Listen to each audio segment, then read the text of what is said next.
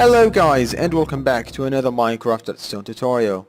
Today we are taking a look at a villager soaring and storage system. Each system is entirely independent of the other and can be built separately. However, both can be hooked up to one another, allowing for a more efficient setup with more features. First off, we have the villager sorting system. Each pod is hooked up with two buttons, one for killing unwanted villagers and one for sending them down a different route. In this example, I have it hooked up to the villager storage system, and as such, soon after clicking the store button, the villager should flow down into the last empty storage pod. Of course, the villagers can be sent off to whatever system you would like, be it a minecart system or a stream, or perhaps even just straight dropping them into an empty room. Secondly, we have the villager storage system. As you can see, unlike the sorting system, this does not have any buttons or anything that allows you to interact with it, and doesn't have too many fancy features. The only feature it does have is that it can automatically put a single villager past pod. Now this same feature is also built into the sorting system. As you can see, if I was to kill both of these villagers, the first pod will be repopulated and then soon after the second. However, since this system does not have any more buttons or such, it is far more compact. The pods can be placed only one block apart, and the redstone for it is far simpler than that of the sorting system.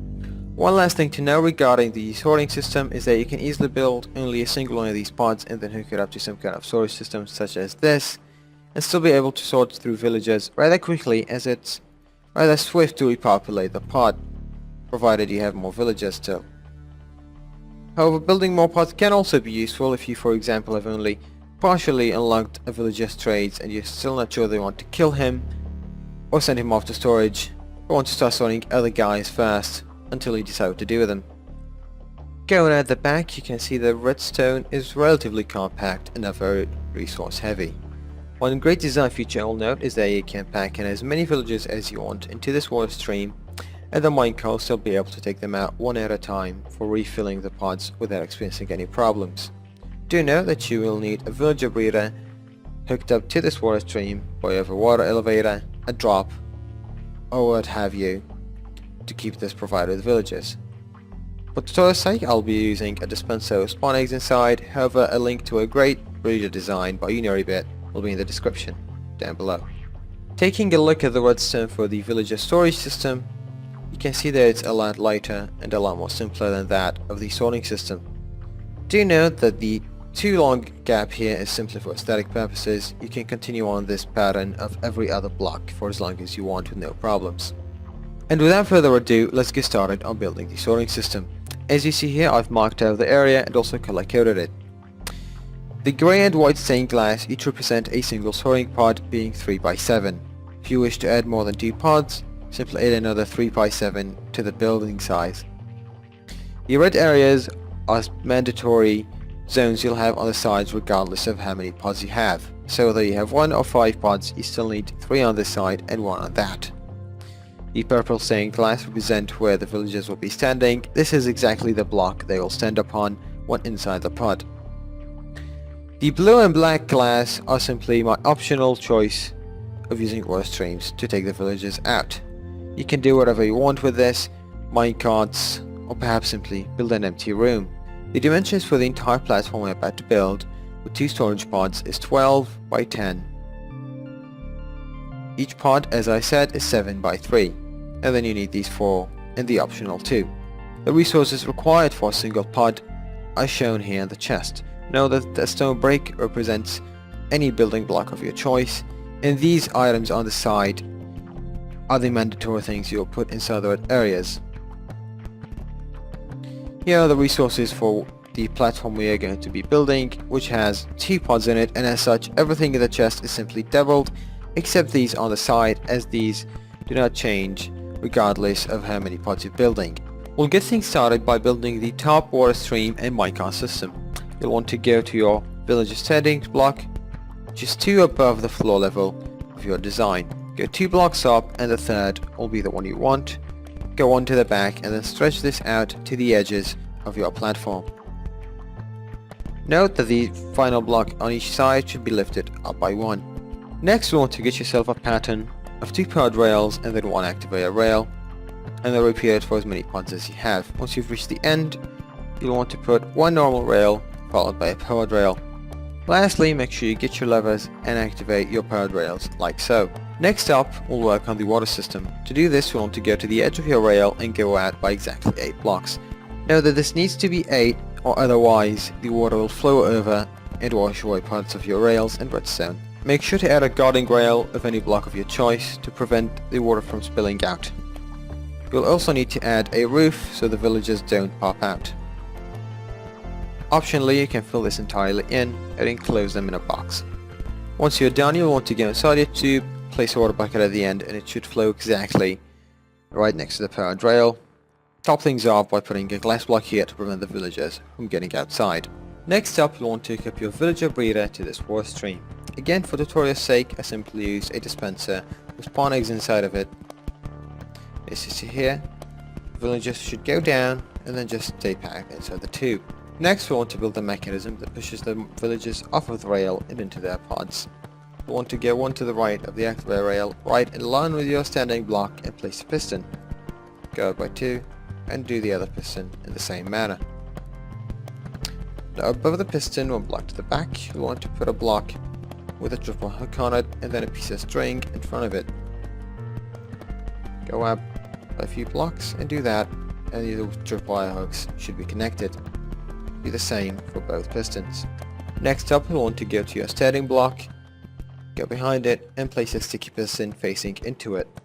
One block below that sticky piston should be another facing the same direction. Repeat the same for the second pod. Right behind your top piston, you want to go a block back, place a sticky piston facing downwards with a redstone block on it.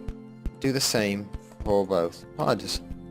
Before we continue, let's assign both your storage button and your kill button. As usual, do this for both pods. On the face of these blocks, you'll of course want either stone or wooden buttons. Both will work fine. Let's also get in a sanding block for the second pod just so you can see better what we're doing. Next, we'll want to do the redstone for the killing button. Want to go to the back of it, place 2 upper slabs and one block higher than it, block lower, and then higher again. Also want to put a block down here. Now we want redstone dust on the upper slabs and the orange blocks. We also want your repeater on default setting on the white block. Lastly, cut the redstone right here. And now down below, you'll want one block above this piston and one behind it, and then a piece of dust on this orange block.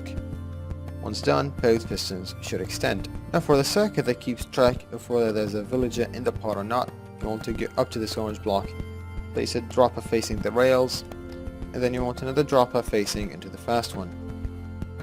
Out of each dropper, you want a comparator facing away from it. Lastly, you'll want to go to your droppers, place 2 blocks like so, and dust on top of them. Now for your upgrade button, you'll want to go down like so, place 2 blocks behind it, 1 below it, and then 2 more going out there, and you'll end up with this shape. Up above, you'll want a repeater on default settings and one on max 6. Below it, you want a piece of redstone, another one there, and then a repeater here on max 6. And you are now done with your first pod. Simply place a block in front of the sticky piston and make sure that down here the villagers will somehow fall to their death. You are good to go. You can see now pressing the killing button retracts both pistons at the same time. Pressing the upgrade button only retracts the above piston first and then does the little push thing. Now we simply need to repeat the process for the second pod, and I will do this quickly with no explanations. Now that all your pods are complete, you want to go to the back, place a block in front of each of these comparators with a redstone torch on its side. Then go down below and get a redstone line going all the way to your edge block right there. Leave redstone on top of all of it, and if you've done multiple pods, you may need to add in repeaters. Bear in mind that you want to count the repeater from your very first torch. What this does is it holds the minecart in place if all the pods are full, preventing it from making a bunch of noise.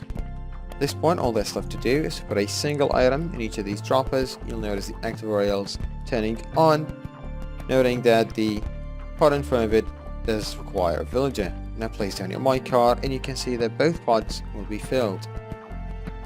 From there on, clicking the kill button for example will yield a new villager, and you are done. If you're interested, here's one example of how you'd go about putting water down here and then filling everything up with glass, perhaps even raising this wall higher.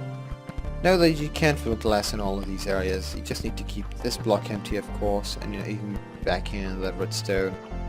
You can use glass or even fill blocks, it will not interfere with the redstone, and it still works. You can kill the villagers, and you can also send them down the upgrade. Do know that you can raise the water up by one more level and have it right at the level of the red blocks.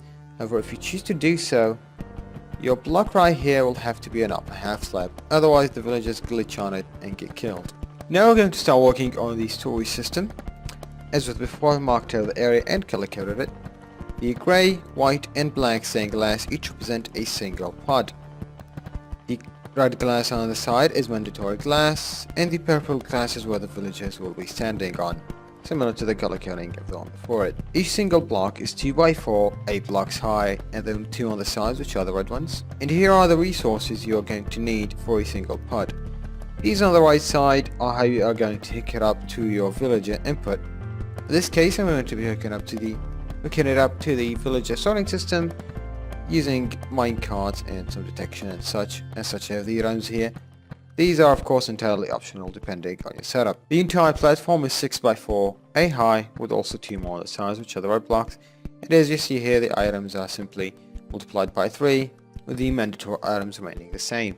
We'll get things started by working on the rail system. We'll want to go 2 blocks up, and then the third will be your rail block, go back by 1, and like with the sorting system, just stretch it out the length of your platform, going 1 high at the corners, or at the edges. To the right of each of your standing spots, you'll want to have an activator rail, and then just fill the rest in with powered rails, and make sure you flip them on with levers. Next up, you'll want to make sure your standing blocks are actually solid blocks this time, because you need to be able to place pressure plates upon them. Next up, we'll want to go behind your standing spot, get a block down, and then we'll right next to it, and have a piece of redstone there. Now a torch, and a second torch. Right on top of this, we want a block, with a normal piston on top of it.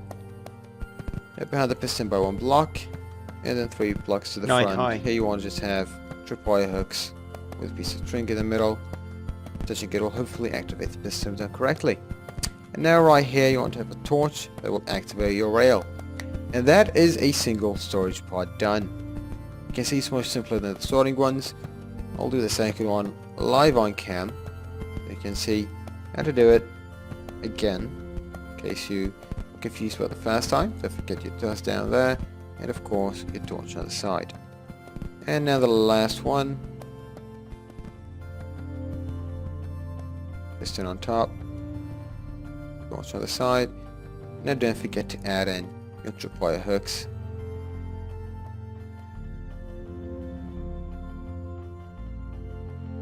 Then of course string in the middle.